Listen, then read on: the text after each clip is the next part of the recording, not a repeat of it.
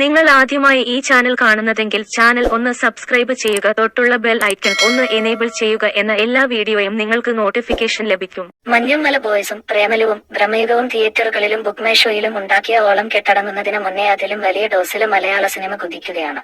ഈദ് വിഷു സീസണില് പുറത്തിറങ്ങിയ 3 സിനിമകളും 2 ആഴ്ച മുന്നേ ഇറങ്ങിയ ആടുജീവിതവും കഴിഞ്ഞ 24 മണിക്കൂർ കൊണ്ട് ബുക്ക് മൈ ഷോയിലൂടെ വിറ്റത് 3.5 ലക്ഷത്തിലധികം ടിക്കറ്റുകളാണ്. കഴിഞ്ഞ 24 മണിക്കൂർ കൊണ്ട് ആവേശം വിറ്റഴിച്ചത് 1,75,000 ടിക്കറ്റുകളാണ്. വർഷങ്ങൾക്ക് ശേഷം വിറ്റുപോയത് 1,46,000 ടിക്കറ്റുകളും.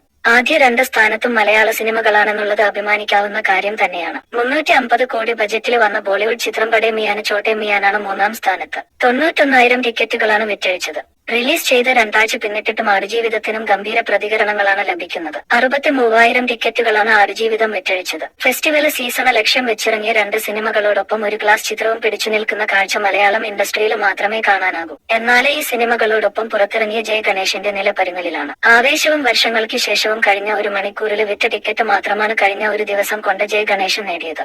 മറ്റ് ഇൻഡസ്ട്രികളിലെ വന സിനിമകളെ പിന്തള്ളി മലയാള സിനിമയുടെ അപ്രമാദിത്വമാണ് തിയേറ്ററുകളിലും ബുക്ക് മൈ ഷോയിലും കാണാൻ സാധിക്കുന്നത്.